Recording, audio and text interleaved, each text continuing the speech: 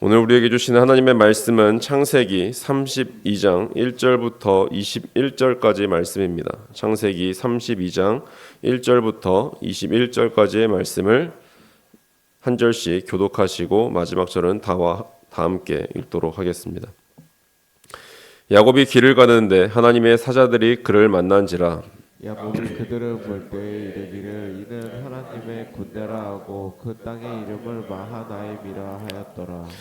야곱이 세일 땅 에돔 들에 있는 형 에서에게로 자기보다 앞서 사자들을 보내며 그들에게 명령하여 이르되 너희는 내 주 에서에게 이같이 말하라. 주의 종 야곱이 이같이 말하기를 내가 라반과 함께 거류하며 지금까지 머물러 있었사오며 내게 소와 나귀와 양떼와 노비가 있으므로 사람을 보내어 내 주께 알리고 내 주께 은혜 받기를 원하나이다 하라 하였더니 사자들이 야곱에게 돌아와 이르되 우리가 주인이 형 에서에게서 이른즉 그가 400명을 거느리고 주인을 만나려고 오더이다. 야곱이 심히 두렵고 답답하여 자기와 함께 한 동행자와 양과 소와 낙타를 두 떼로 나누고 이르되 에서가 와서 한 떼를 치면 남은 한 떼는 피하라 하고 야곱이 또 이르되 내 조부 아브라함의 하나님 내 아버지 이삭의 하나님 여호와여 주께서 내 전에 내게 명하시기를 내 고향 내 족속에게로 돌아가라 내가 내게 은혜를 베풀리라 하셨나이다. 나는 주께서 주의 종에게 베푸신 모든 은총과 모든 진실하심을 조금도 감당할 수 없사오나 내가 내 지팡이만 가지고 이 요단을 건넜더니 지금은 두 때나 이루었나이다. 내가 주께 간구하오니 내 형의 손에서 에서의 손에서 나를 건져내시옵소서. 내가 그를 두려워함은 그가 와서 나와 내 처자들을 칠까 겁이 나기 때문이니이다. 주께서 말씀하시기를 내가 반드시 내게 은혜를 베풀어 내 시로 바다에 셀 수 없는 모래와 같이 많게 하리라 하셨나이다. 야곱이 거기서 밤을 지내고 그의 소유 중에서 형 에서를 위하여 예물을 택하니 암염소가 200이요 순염소가 20이요 암양이 200이요 순양이 20이요 전나는 낙타 30과 그 새끼요 암소가 40이요 황소가 10이요 암나귀가 20이요 그 새끼 나귀가 10이라. 그것을 각각 때로 나누어 종들의 손에 맡기고 그의 종에게 이르되 나보다 앞서 건너가서 각대로 거리를 두게 하라 하고 그가 또 앞선 자에게 명령하여 이르되 내 형 에서가 너를 만나 묻기를 네가 누구의 사람이며 어디로 가느냐 내 앞에 것은 누구의 것이냐 하거든. 대답하기를 주의 종 야곱의 것이요 자기 주 에서에게로 보내는 예물이오며 야곱도 우리 뒤에 있나이다 하라 하고 그 둘째와 셋째와 각대를 따라가는 자에게 명령하여 이르되 너희도 에서를 만나거든 곧 이같이 그에게 말하고 또 너희는 말하기를 주의 종 야곱이 우리 뒤에 있다 하니 이는 야곱이 말하기를 내가 내 앞에 보내는 예물로 형의 감정을 푼 후에 되면은 형이 혹시 나를 받아주리라 함이었다. 함께 읽겠습니다. 그 예물은 그의 앞서 보내고 그는 무리 가운데서 밤을 지내다가 아멘. 오늘 새벽 우리 인생의 가장 깊은 곳에 자리 잡은 이 불안이라는 그 괴물 그리고 그 괴물로부터 이제 도망치던 한 남자가 마침내 멈춰서서 삶을 직면하는 이야기를 나누고자 합니다. 이 본격적인 말씀에 들어가기에 앞서서 최근에 화제가 된 드라마로 이제 시작해 보려고 합니다. 이 드라마 제목은 모두가 자신의 무가치함과 싸우고 있다라는 그 제목의 드라마입니다. 이 드라마의 작가는 박혜영이라는 작가 맞나요? 하여튼 그분의 굉장히 유명한 분인데 뭐 나의 아저씨, 뭐 나의 해방일지 뭐 그런 드라마를 쓰신 분이죠. 그 드라마들을 보다 보면 이제 메시지가 있어서 저는 그런 드라마를 좋아하는 것 같습니다. 어쨌든 이 모두가 자신의 무가치함과 싸우고 있다라는 이 최근의 드라마의 주인공 이제 황동만이라는 사람이 나오는데 그들은 이제 남들의 성공을 굉장히 시기하는 모습을 보여줘요. 그리고 또한 냉소적으로 나 자신을 방어합니다. 그런데 정작 본인은 이제 어떻게 살아야 할지를 몰라서 늘 괴로워하는 인물로 나오는 사람이 그 주인공입니다. 어느 날 그의 형이 그에게 묻습니다. 동만아, 네가 진짜 원하는 게 뭐니? 대체 뭐가 갖고 싶어서 이러는 거야? 라고 이렇게 질문을 하더라고요. 그때 주인공인 동만이 툭 던진 대답이 제 가슴을 이제 먹먹하게 만들었습니다. 내가 원하는 건 그냥 불안하지 않은 거야 라는 말이었어요. 성공 같은 거 말고 그냥 불안하지 않게 사는 거, 그게 내가 원하는 전부야 라고 이렇게 이야기합니다. 저는 이 대사를 들으면서 고개를 끄덕이지 않을 한국인이 얼마나 될까라는 그런 생각을 한번 해보게 된 것 같아요. 우리는 끊임없이 나 자신의 가치를 증명해야 하는 이제 생존하는 정글 같은 세상을 살고 있고, 그 치열한 경쟁 밑바닥에는 항상 불안이라는 그 기저 감정이 흐르고 있습니다. 오늘 우리가 만날 이 야곱 역시 이 불안이라는 이 괴물과 평생을 씨름하며 도망다녔던 사람이죠. 그는 형과 아버지를 속이고 외삼촌 라반의 집으로 도망쳐서 20년을 보냈지만 이제 더 이상 피할 곳이 없는 이 막다른 골목에서 평생 회피해온 이 불안의 실체와 마주치게 됩니다. 야곱은 이제 어제 말씀을 살펴본 것처럼 막 외삼촌 라반의 문제를 해결하고 가나안 땅의 경계로 들어섭니다. 하지만 이제 라반을 떠났다고 해서 이 평화가 온 것은 아니었죠. 오히려 라반보다 훨씬 더 무서운 장벽인 형 에서가 기다리고 있었어요. 비록 20년이라는 긴 세월이 지났지만 에서는 여전히 마음속에 분노를 품고 야곱을 죽이겠다라는 그런 마음 상태로 벼르고 있었던 것 같습니다. 야곱은 지금 끝나지 않은 그 일과 마주하고 있습니다. 20년 전 매듭하지 못하고 야반도주하듯이 떠났던 그 과거가 이 야곱의 발목을 잡은 것이죠. 우리 삶도 그렇지 않을까요? 덮어둔다고 해결되지 않은 일들이 분명히 우리 안에 있습니다.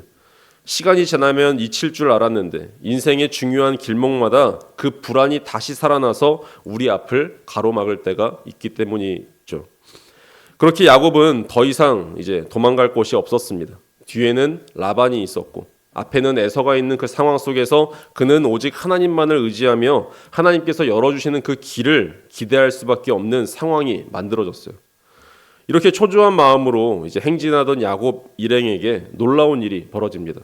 1절 말씀을 보면 하나님의 사자들이 야곱을 만나러 오죠. 야곱은 그들을 보고 이는 하나님의 군대라고 고백하면서 그 땅 이름을 마하나임이라고 부릅니다. 마하나임은 아시다시피 히브리어로 두 군대 혹은 두 진영이라는 뜻으로 쓰여져 있어요. 하나님께서는 왜 이 시점에 야곱에게 하늘의 군대를 보여주셨을까요? 그것은 곧 닥칠 에서와의 만남이 야곱 혼자만의 싸움이 아니라 하나님께서 군대를 보내서 호위하고 계신다는 그 동행의 신호라고 해석할 수 있습니다. 이는 마치 아담이 죄를 짓고 에덴에서 쫓겨날 때 천사들이 길을 막았던 것과는 반대로 야곱이 하나님의 약속의 땅인 그 에덴으로 다시 돌아오고 있음을 환영해 주시는 그 장면으로 우리는 해석할 수 있습니다. 하지만 안타깝게도 하나님께서 이렇게 환대를 해주심에도 불구하고 야곱은 이 놀라운 광경을 보고도 온전한 평안을 누리지 못합니다. 여전히 과거의 그림자에 매여 있었기 때문에 이 하나님의 임재를 보았음에도 두려움이 즉각 사라지지 않았던 것이죠. 야곱은 이 형 에서의 동태를 살피기 위해서 사람을 보냈는데 돌아온 소식은 가히 절망적이었죠. 에서가 400명을 거느리고 주인을 만나려고 오더이다 라고 이야기합니다. 당시 400명이라는 그 숫자는 도시 국가 하나의 그런 군대와 맞먹는 엄청난 규모라고 합니다. 이 소식을 듣는 순간 야곱은 어땠을까요? 오금이 저려왔겠죠. 최악의 시나리오가 현실이 된 것입니다. 여기서 야곱은 본능적인 계산이 튀어나옵니다. 야곱의 삶을 이끌어왔던 그 계산. 그는 즉시 자기 가족과 재산을 두 때로 나눕니다. 형이 한쪽 진영을 치면 남은 한쪽이라도 살려보겠다는 치밀하고도 비겁한 잔머리였던 것이죠. 이 장면을 보면은 방금 전 하늘의 두 군대 마하나임을 보았던 그 야곱이 이제는 갑자기 소식을 듣자마자 자기 생존을 위해서 땅의 두 진영을 짜고 있습니다. 하나님께 온전히 위임하지 못하고 의탁하지 못하고 여전히 나 자신의 힘으로 상황을 통제해 보려고 하는 이 야곱의 혼란스러운 상태가 느껴지시는지요? 우리는 어떻습니까? 예배를 통해 하나님의 군대를 분명하게 경험하면서도 교회 문을 나서는 순간 나만의 두 때를 나누며 세상적인 계산기를 두드리는 것이 저의 또한 우리의 솔직한 모습이 아닌지 돌아보게 하는 장면입니다. 그렇게 절체절명의 위기 속에서 야곱은 드디어 인생에서 가장 중요한 결단을 내립니다. 평생을 꾀로, 자기 꾀로 살았던 그가 비로소 하나님 앞에 정직하게 엎드려 기도를 시작해요. 9절부터 12절까지 이어지는 이 야곱의 기도는 성경에 기록된 그 야곱의 기도 중에 가장 성숙하고 진실한 기도로 볼 수 있습니다. 야곱의 기도는 크게 세 가지 특징이 있어요. 첫 번째로는 그는 하나님의 약속을 상기시킵니다. 주께서 전에 내게 말씀하시기를 내 고향으로 돌아가라. 내가 내게 은혜를 베풀리라 하셨지 않습니까? 라고 하나님의 말씀을 근거해서 하나님께 매달립니다. 그리고 두 번째는 철저한 자기인식을 드러내고 있어요. 10절에 야곱은 이렇게 고백하죠. 나는 주께서 베푸신 모든 은총과 진실하심을 조금도 감당할 수 없사오나. 평생 자기 가치를 증명하기 위해 애썼던 그 야곱이 이제야 비로소 자신이 하나님의 은혜를 받을 자격이 없는 죄인임을 인정하고 있는 것이 아닐까요? 지팡이 하나만 들고 요단을 건넜던 자신이 지금 이렇게 큰 때를 부자가 되는 것은 전적인 하나님의 축복임을 고백하고 있는 장면입니다. 세 번째로 그는 솔직하게 자신의 두려움을 토로합니다. 내 형의 손에서 나를 건져내시옵소서. 그가 나와 내 가족을 칠까 겁이 나기 때문입니다. 라고 고백하죠. 야곱은 더 이상 강한 척하지 않습니다.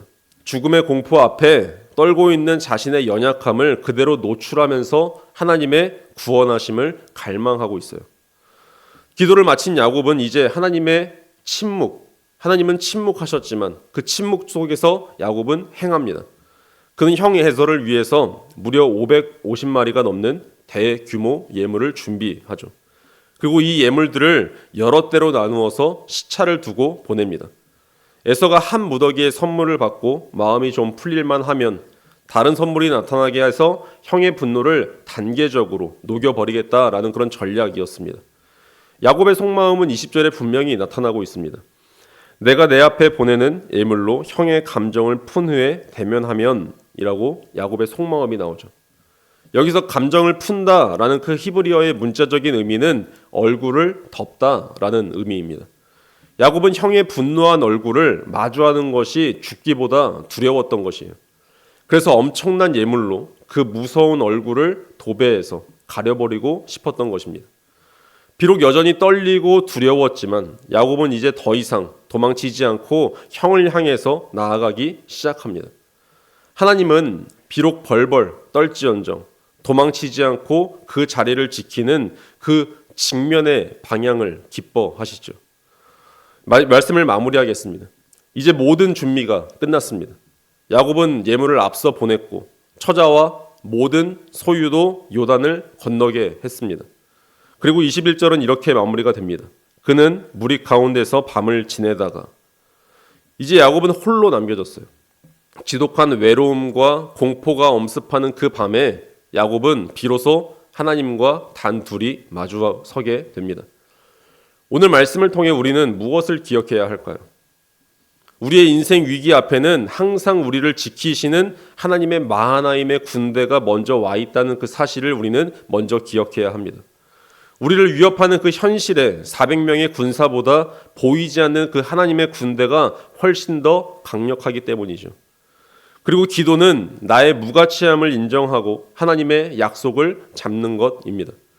내 잔머리와 계산을 내려놓고 나는 주님의 은혜를 감당할 수 없습니다 라고 고백할 때 하나님의 구원이 우리의 삶 가운데서 시작됩니다. 그리고 신앙은 불안을 제거하는 기술이 아니라 불안 속에서도 하나님을 신뢰하며 직면하는 용기가 신앙입니다. 야곱은 뇌물로 형의 얼굴을 덮으려 했지만 하나님께서는 그가 하나님의 얼굴을 대면하는 자리로 그를 인도하십니다. 내일 우리는 이 야곱이 그 고독한 밤을 어떻게 하나님과 씨름하고 어떻게 분이엘의 아침을 맞이하는지 살펴볼 것입니다. 하지만 오늘 우리가 먼저 붙잡아야 할 것은 야곱이 마침내 회피를 멈추고 직면의 자리로 나아갔다는 사실입니다. 처음에 이야기했던 그 드라마 주인공 동만이 그토록 원했던 불안하지 않은 그 삶은 도망친다고 얻어지는 것이 아니기 때문에 그렇습니다. 내 불안을 담당하시는 그 하나님께 나를 직면시킬 때 불안하지 않은 삶이 시작됩니다.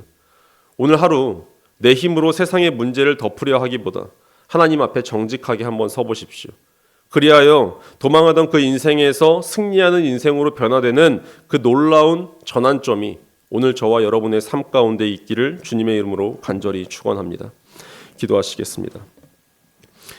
사랑과 자비가 풍성하신 하나님 아버지, 오늘 우리는 인생의 막다른 골목에서 평생 도망치던 불안의 실체와 마주했던 그 야곱의 이야기를 들었습니다.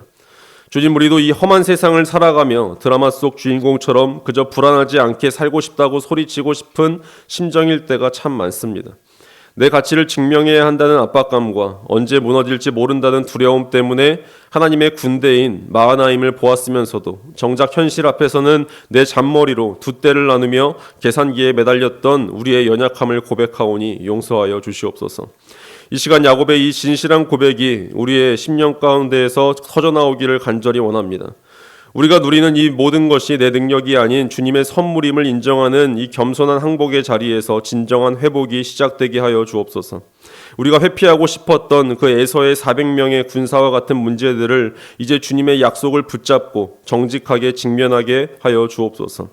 주님, 우리가 세상의 방법과 예물로 사람의 얼굴을 덮어 위기를 모면하려 애쓰기보다 우리를 지키시는 하늘의 군대를 신뢰하며 담대히 나아가기를 간절히 원합니다. 비록 여전히 떨리고 불안할지라도 도망치지 않고 주님을 향해 걷는 그 방향을 우리 주님께서 기뻐하신다는 사실을 잊지 않고 살아가게 하여 주옵소서.